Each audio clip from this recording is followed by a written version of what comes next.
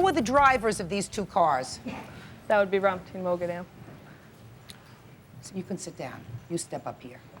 Sit down. You were driving? Yes, ma'am. Is your wife? Yes. Have a seat. Okay. Who are you? I own the car. But you weren't there. No. Okay. You were driving, according to your complaint, your girlfriend's car. Right. That's your girlfriend. Right. Or ex. But she doesn't own the car. It's her mother's car. Right. You didn't know this gentleman. You're tooling along. He's tooling along, driving with his wife. Right. And you get into one of those male macho things on the road.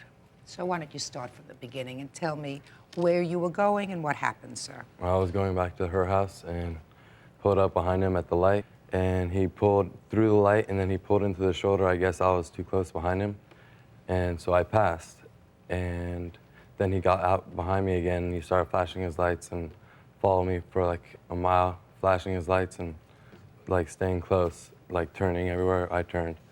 And so I pulled over before I got to her house because I was afraid, you know, I didn't know who it was or what was going on. So pulled over, and then he kind of like parked in front of the car like to block it.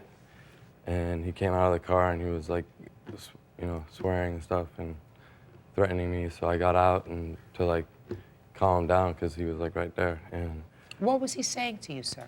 When he got out of the car? he said he was sick of like these kids driving around here thinking they're cool. And I said, I don't know, you know, I hadn't ever seen him before. And so then I like offered my hand to shake his hand, and he said he wasn't gonna shake my hand. And so I kind of said something rude, and then he came, kicked the door, and jumped in his car and took off. And that's what this lawsuit is about, because he kicked the door of the car and there was damage to the car. Right. Your turn. Your Honor, my wife and I were coming home from dinner, driving on a two-lane road. This gentleman approached at a high rate of speed, flashed his lights, honked his horn, and went by and waved his IQ, as I wrote in my report, I believe, giving us the finger. And So you were driving and he wanted to pass you. You weren't going fast enough. Is that what you're well, saying? we were doing the speed limit. I think it's 25 in the area. It's actually 30. Yeah, 25 or 35 in the area. And so when he went by and did all this, I said to myself and to my wife, I said, you know, I'm sick of this. So we followed him, flashed my lights to get him to pull over, got out of the car. We exchanged some words. My wife got out of the car with me. And Did your wife get out of the car to help you or to stop you? Yeah, stop him. Miss Valentine, you don't have to answer that question. You want to know why you don't have to answer that question? Why? Because I already know. Right? Right. Because you said to him, forget it, don't do it. Right? Right. Men have replaced wars with road rage. And they somehow consider it an affront to their manhood. Right? If somebody cuts them off or not going fast enough or whatever.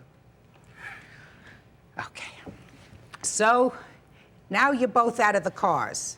And your wife got out of the car to calm you down. perhaps. Oh. Perhaps. Shh. Hey. Sorry. So we continued to exchange verbiage. Thinking it was all done, we returned in the vehicle to leave. At that time, he made a couple of remarks to me about being an old white man, which got me a little bit upset. Went back to the door and confronted him face to face. He's sitting in the car. At this time, he's swinging the door open to get out, and I put my foot up to block the door, and I guess this is where $1,100 of damage took place.